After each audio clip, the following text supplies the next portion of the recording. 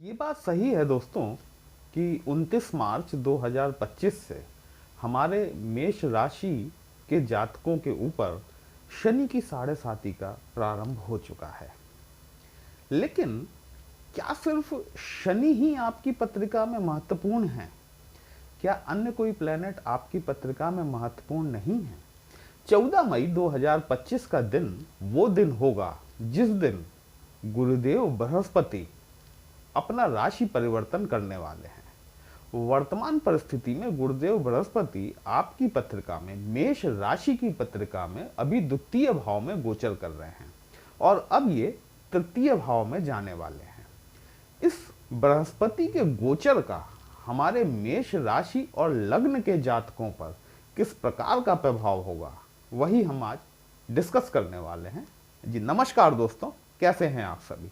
मैं आपका ज्योतिष मित्र श्लोक वर्मा आपके अपने चैनल श्री हनुमंत कृपा में आपका हार्दिक स्वागत करता हूं, अभिनंदन करता हूं। साथ ही अपने बड़े भैया श्री हनुमान जी से करबद्ध निवेदन करता हूं कि वे अपने हनुमत कृपा परिवार के सभी सदस्यों को, नए जुड़ने वाले सभी सदस्यों को सुख समृद्धि प्रदान करें, उन्हें उनके कार्यों में आशातीत सफलता प्रदान करें। दोस्तों, इस परिवर्तन को यदि आप महापरिवर्तन कहें तो कोई कम नहीं होगा।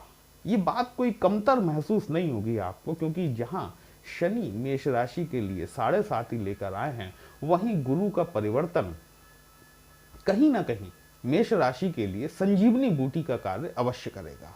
देखिए, ये बात सही है कि शनि महाराज एक भाव में 2.5 साल तक गोचर करते हैं।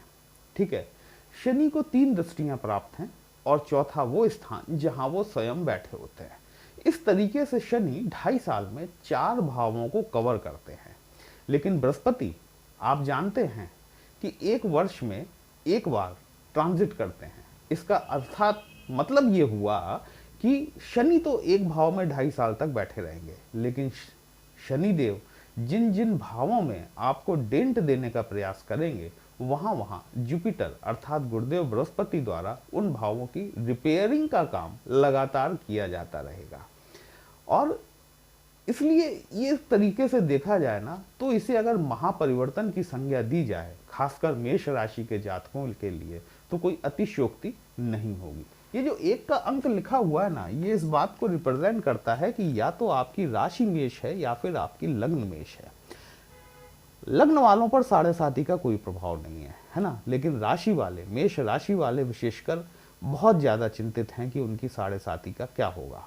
बात तो सही है, बात तो चिंता करने वाली है। लेकिन जब गुरुदेव बृहस्पति, जो कि आपके भाग्य भाव के स्वामी होते हैं, साथ ही साथ यही गुरुदेव बृहस्पति आपके 12th हाउस के स्वामी भी होते हैं, ये 14 मई 2025 को आपके पराक्रम भाव में गोचर करने वाले हैं।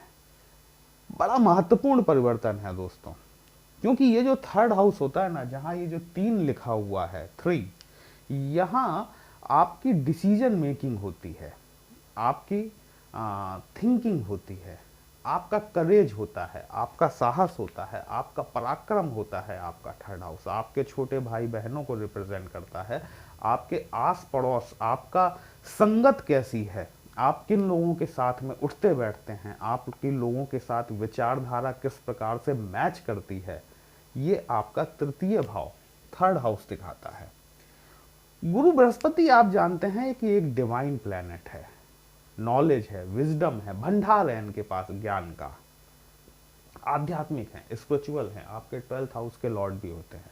ठीक है, तो यहां पर जब गुरुदेव बृहस्पति का गोचर हो रहा है, देखिए ये जो 2 भाव है ना, ये हमारे कान होते हैं।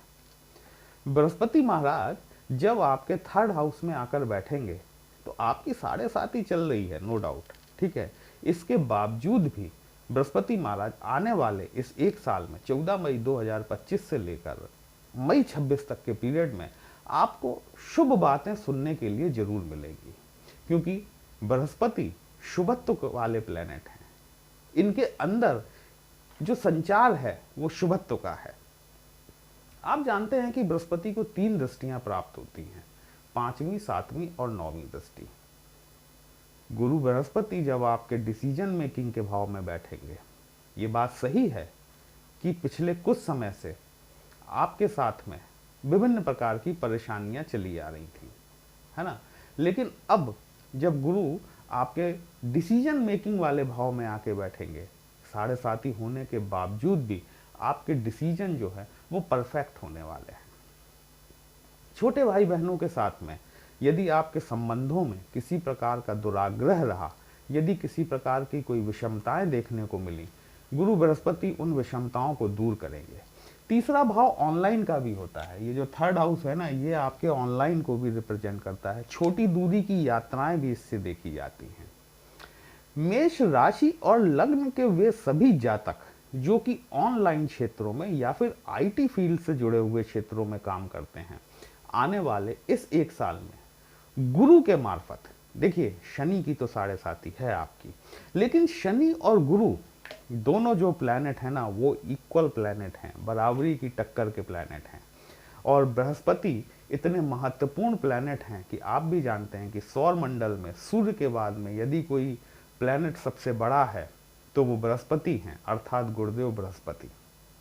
ये बृहस्पति जब अपनी जगह से हिलते हैं ना तो सूरज भी डगमगा जाता है, इतनी पावर है बृहस्पति के पास में। जीवनदायी प्लैनेट है, डिवाइन प्लैनेट है। अब आप यदि आईटी फील्ड से हैं, यदि आप ऑनलाइन काम करते हैं, या फिर आप सोशल मीडिया में जुड़े हुए हैं, आप प्रेस रिपोर्टर हैं, आप टीवी एंकर हैं, आप यूट्यूबर हैं, आप फेसबुक पर हैं, इंस्टाग्राम पर रील बनाते हैं, आप ऑनलाइन लेन देन का काम करते हैं, आपके ट्रांजैक्शंस जो हैं वो ऑनलाइन होते हैं, आप बायर हैं या सेलर हैं, 14 मई 2025 से आपको अपने व्यवसाय को ऑनलाइन प्लेटफॉर्म पर ले जाना जरूरी होगा, क्योंकि इस आने वाले एक साल में गुरुदेव बृहस्पति के द्वारा आपको ऑनलाइन के क्षेत्र में बहुत ज़्यादा सफलता देखने के लिए मिलने वाली है। अब हम गुरु की दृष्टियों की बात कर लेते हैं। देखिए गुरु की पंचम दृष्टि जो है ये आपके सप्तम भाव पर पड़ेगी। सप्तम भाव आप जानते हैं कि आपके जीवन साथी को रिलेट करता है, पार्टनरशिप को, नई भागीदारी को रिलेट करता है, एक्सपेंशन को दिखाता है। गुरु बृहस्पति भी एक्सपेंशन कराते हैं, लेकिन ये राहु की तरह नहीं कराते। देखिए राहु का जो एक्सपेंशन होता है ना वो अनएक्सपेक्टेड होता है, किसी एक्सप्लोजन की तरह से वो एक विस्फोट के रूप में एक्सपेंशन होता है, और जैसा विस्फोट होता है एक धुएं का गुबार उठता है, उसके बाद वो गुबार गायब भी हो जाता है। शनि और राहु के साथ में एक क्वालिटी तो जरूर है, ये आपको देते हैं, धीमे धीमे देते हैं, स्टेप बाय स्टेप देते हैं, लेकिन राहु की तरीके से ऐसा नहीं करते कि दिया एकदम दिया और लिया तो वापस ले लिया, एक साथ वापस ले लिया। शनि और गुरु जो है धीमे धीमे देते हैं, और अगर लेना भी होता है ना तो ये धीमे धीमे लेते हैं। तो इनकी दृष्टि सप्तम भाव पर पड़ेगी आपके। यदि आप विवाह के आकांक्षी हैं, देखिए मेष राशि और लग्न के जातक जिनकी दशा अंतरदशा बढ़िया चल रही है, उनके फेवरेबल प्लैनेट की चल रही है, यकीन मानिए उन्हें साढ़े साथी का कोई प्रभाव नहीं होगा, है ना। और दूसरी चीज एक और भी है, साढ़े साथी को लेकर जो आपके अंदर एक भय का माहौल बना हुआ है। देखिए मेष राशि आपकी इसलिए है क्योंकि चंद्रमा आपका फर्स्ट हाउस में बैठा हुआ है, शनि यहां पर है, ठीक है। अब इस चीज पर आपकी साढ़े साथी डिपेंड करेगी कि आपके चंद्रमा की डिग्रीज कितनी है और शनि की डिग्रीज कितनी है। यदि मान लीजिए कि चंद्रमा की डिग्रीज आपकी ज्यादा है और शनि की डिग्री आपकी कम है, तो आपकी साढ़े साथी में अभी शुरू होने में टाइम बाकी है। लेकिन यदि आपकी चंद्रमा की डिग्रीज कम है और शनि की डिग्रीज ज्यादा है, तो आपकी साढ़े साथी शुरू हुए कुछ वक्त बीत चुका है। आप ये मत मानिए कि आपकी साढ़े साथी 29 मार्च को शुरू हुई है, बल्कि हो सकता है कि उससे पहले भी आपके साढ़े साथी शुरू हो चुकी हो। यहां पर ये देखने लायक बात होगी। तो वो सभी जातक जिनकी की शुभ प्लैनेट की अंतरदशा या दशा चल रही है और वो विवाह के लिए इच्छुक हैं, निसंदेह तौर पर 14 मई 2025 के बाद में गुरुदेव बृहस्पति, आप जानते हैं कि इनकी दृष्टियों में अमृत होता है। जिस भाव पर ये पड़ती हैं उसे अमृत के समान पवित्र करने का कार्य करती हैं। आपका विवाह, आपका शादी का गठबंधन जो है ये बृहस्पति महाराज यहाँ पर सुनिश्चित करते हैं। इसके अलावा आप कोई नया व्यवसाय खोलने की तरफ बढ़ सकते हैं, कोई नई भागीदारी आपको मिल सकती है। सप्तम भाव ये भी दिखाता है कि आप बड़े जन समुदाय के साथ में अपने आप को किस प्रकार से कनेक्ट करते हैं। वो सभी पॉलिटिकल लीडर्स जो कि मेष राशि के हैं, आप इस बात को समझिए कि यदि गुरु आपकी पत्रिका में शुभ स्थिति में है, आने वाले 1 साल के दौरान जन समुदाय आपकी बात को सुनेगा, आपकी बात को वजनदारी से लेगा। इसलिए आप जो भी कहें सोच समझ कर कहें, क्योंकि जनता आपकी बात को बड़े ध्यान से सुनेगी और साथ ही साथ उस पर अमल भी करेगी। आप कोई नई बिजनेस डील क्रैक कर सकते हैं, या आप कुछ समय से किसी पार्टनर की तलाश में हैं, कोई नया व्यवसाय आप खड़ा करना चाह रहे हैं। गुरु बृहस्पति की पंचम दृष्टि की बदौलत आपको आपका नया पार्टनर देखने के लिए जरूर मिल सकता है। अब गुरु बृहस्पति देखिए आपके भाग्येश हैं। भाग्येश होकर थर्ड हाउस में बैठकर गुरु की सप्तम दृष्टि जो पड़ रही है, जो कि पूर्ण दृष्टि होती है, ये आपके भाग्य भाव पर पड़ेगी। धर्म का भाव है, पिता का भाव है, भाग्य का भाव है, हमारी होने वाली उच्च शिक्षा का भाव है, हमारी होने वाली दूरगामी यात्राओं का भी भाव है। इसी भाव से देखा जाता है। ये नवम भाव जो है ना, ये हमारे पूरे भाग्य को रिप्रेजेंट करता है। कईयों बार आपने देखा होगा कि ऐसी भी घटनाएं हो जाती हैं जो कि हमारे लिए अनएक्सपेक्टेड होती हैं। हमने उसके लिए कोई ज़्यादा प्रयास नहीं किया होता, विशेष हमने उसमें कोई एफर्ट नहीं डाला होता, उसके बावजूद भी वो हमारे साथ में हो जाता है। वहाँ पर हमारा भाग्य काम करता है। अब देखिए शनि जो यहाँ पर बैठे हुए हैं ना, तो शनि की दशम दृष्टि 1 2 3 4 5 6 7 8 9 10, ये शनि की दशम दृष्टि जो है ये आपके भाग्य को अवरोधक के रूप में कार्य कर रही है। लेकिन 14 मई 2025 को जैसे ही गुरु बृहस्पति आपके थर्ड हाउस में आएंगे, गुरु की सप्तम दृष्टि ये आपके भाग्य भाव पर पड़ना शुरू हो जाएगी। जो भाग्य शनि महाराज 14 मई तक अवरोधित किए हुए हैं, उसको रोका हुआ है उन्होंने, गुरु की दृष्टि पड़ने के साथ ही आपका भाग्य का सहयोग आपको मिलना शुरू हो जाएगा अगले 1 साल के लिए पूरी तरीके से। आपकी इस 1 साल में धार्मिक यात्राएं हो सकती हैं, विशेषकर पहाड़ों की, और उसमें भी देखा जाए तो शिव मंदिर की। आपको अपने पिता के साथ में, यदि आपके कोई संबंध खराब हैं, आपको अपने पिता के साथ में संबंधों में सुधार देखने मिलेगा। यदि आप विदेश जाना चाहते हैं, यहाँ पर गुरुदेव बृहस्पति आपके लिए मार्ग सरल और सुगम बनाने का कार्य जरूर करते हैं। अब इन्हीं गुरु बृहस्पति की नवम दृष्टि ये आपके एकादश भाव पर पड़ती है, लाभ भाव पर, क्योंकि ये इच्छा पूर्ति का भाव है। देखिए जो हमारा 11th हाउस होता है ना, इसको लाभ भाव भी कहते हैं, एकादश भाव भी कहते हैं, और साथ ही साथ ये इच्छा पूर्ति का भाव भी होता है।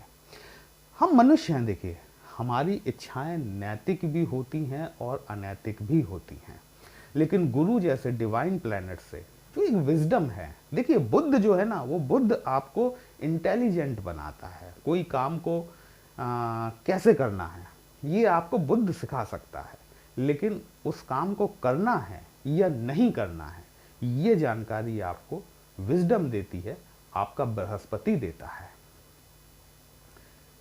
तो हमारी जो भी नैतिक इच्छाएं हैं 14 मई 2025 के बाद से गुरुदेव बृहस्पति उन्हें पूरा करने का कार्य जरूर करेंगे। आपके बड़े भाइयों को रिप्रेजेंट करता है ये भाव, ठीक है। और मैंने आपसे शुरुआत में कहा कि ये दोनों भाव हमारे कान होते हैं। 14 मई 2025 के बाद से मेष राशि और लग्न के जातकों को बहुत कुछ शुभ समाचार सुनने को मिलेंगे, क्योंकि बृहस्पति शुभ प्लेनेट है।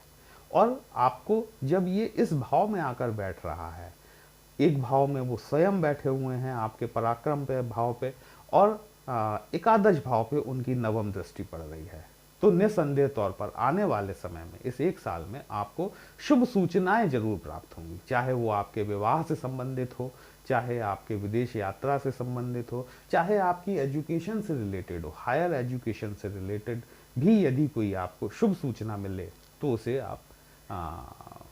आसान मत समझिएगा, है ना, क्योंकि साढ़े साथी चलने के बावजूद भी गुरु बृहस्पति आपके लिए बहुत सारे रास्ते खोलने जा रहे हैं, आपका मार्ग सुगम बनाने जा रहे हैं।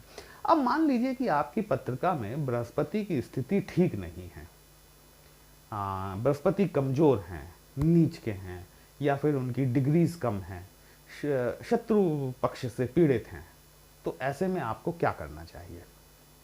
देखिए, स्टोन पहनने की सलाह तो मैं नहीं देता, क्योंकि कब कौन सा प्लैनेट कहाँ आकर बदल जाए नहीं कहा जा सकता। बहुत सस्ता, सुंदर और टिकाऊ उपाय मैं आपको बता रहा हूँ।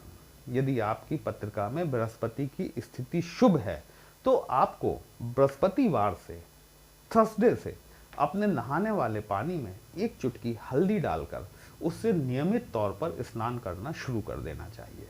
आपके बृहस्पति इससे आप देखेंगे कि धीमे धीमे मजबूत होने लगेंगे।